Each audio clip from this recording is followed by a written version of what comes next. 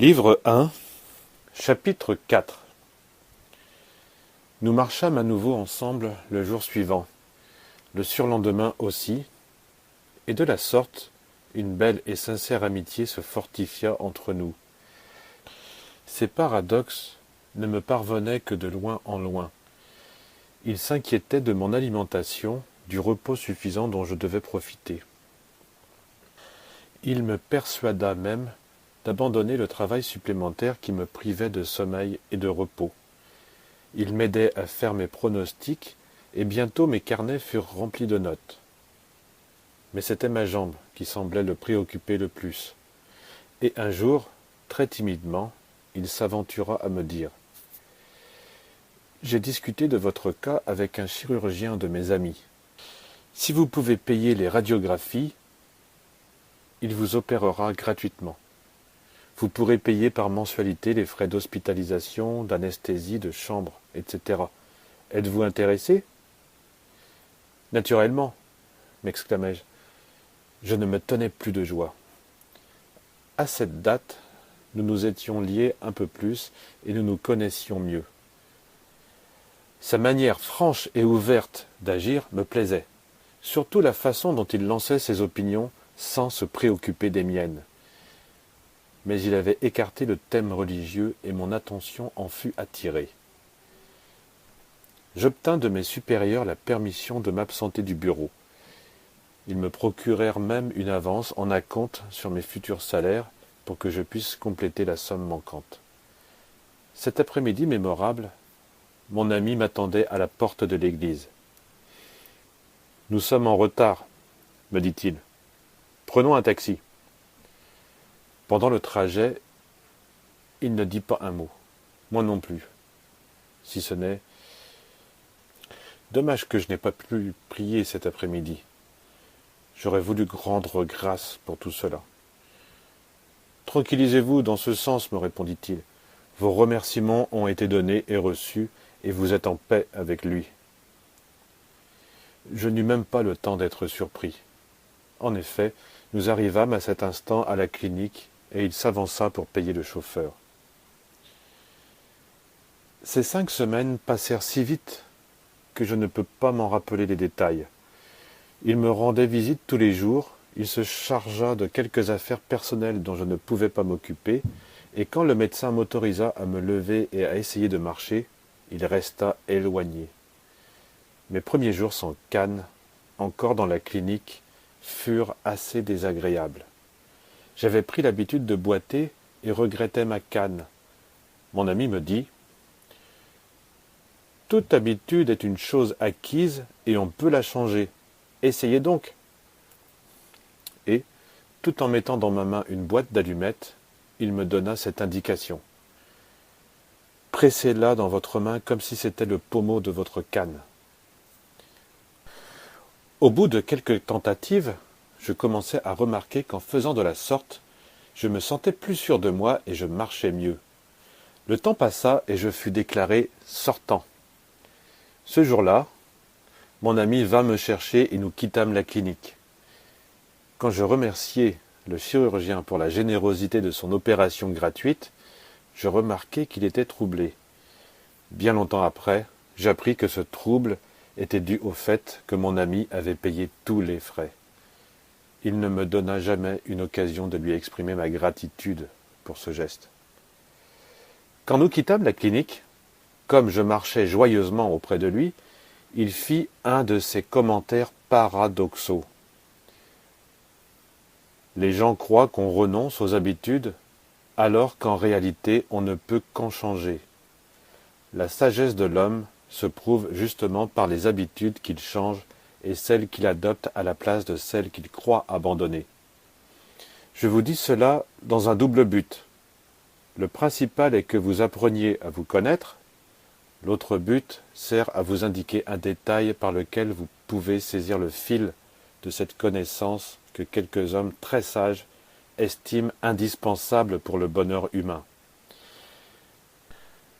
Par exemple, vous pressez maintenant la boîte d'allumettes et vous dissimulez cette habitude en gardant la main cachée dans la poche.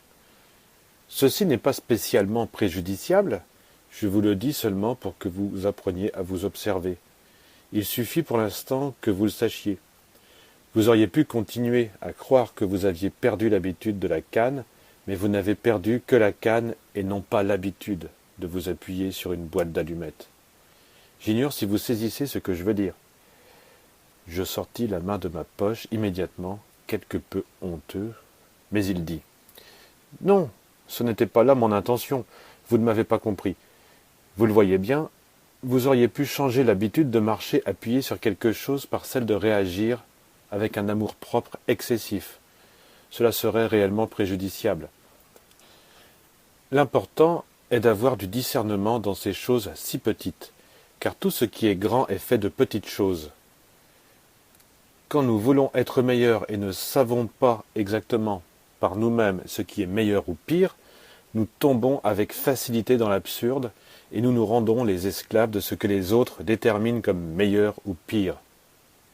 En chaque être humain est un juge disposé à nous orienter, mais à cause de notre très mauvaise éducation et de ses conséquences ajoutées à celles de bien d'autres choses, ou nous ignorons ce juge intérieur, ou nous ne lui prêtons pas l'attention qu'il faudrait quand il nous parle. Ce juge, c'est nous-mêmes, dans une forme différente, disons invisible. J'oserais vous dire que, dans votre cas, c'est ce juge qui vous a conduit à l'Église et qui vous a guidé à travers nombre de vos tribulations. Il est très important de se souvenir de ce juge et d'exercer sa présence en soi-même. Et, étant donné qu'il s'agit d'un aspect supérieur de nous-mêmes, pour ainsi dire, nous pouvons l'appeler « moi ». Mais ce n'est pas ce moi ordinaire que nous connaissons. En nous efforçant à le ressentir dans chacun de nos actes, de nos sentiments, de nos pensées, nous le nourrissons.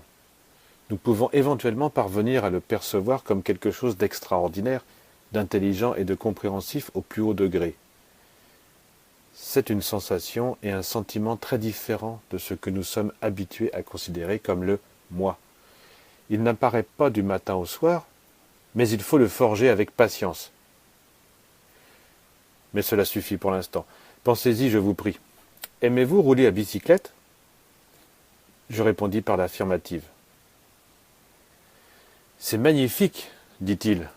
Si vous voulez, quand je serai revenu d'un voyage que je dois faire maintenant, nous pourrons entreprendre une série de promenades ensemble.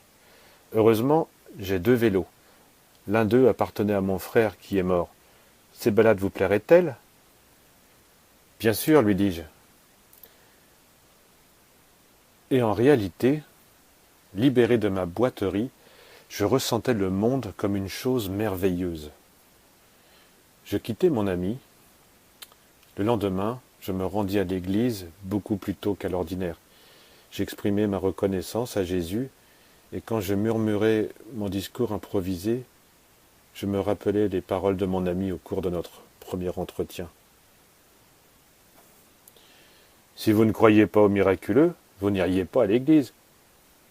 Dans tout ce que je venais de vivre, je m'en rendis compte, un miracle s'était produit. Mais je n'en étais pas du tout convaincu. Tout avait eu lieu trop fortuitement, et de plus, j'avais l'habitude de penser que pour être réel, les miracles devaient survenir en quelques secondes.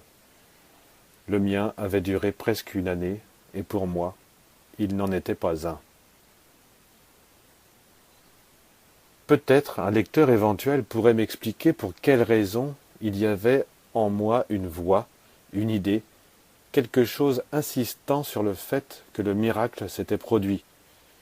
Mais je ne parviens pas à en trouver une seule qui me satisfasse entièrement. Bien que mon ami m'ait souvent parlé d'une mention sur le temps et l'amour, que pour être franc, je ne comprends pas. Je me suis contenté de taper à la machine à écrire les feuillets qu'il m'avait remis. Mais revenons à lui.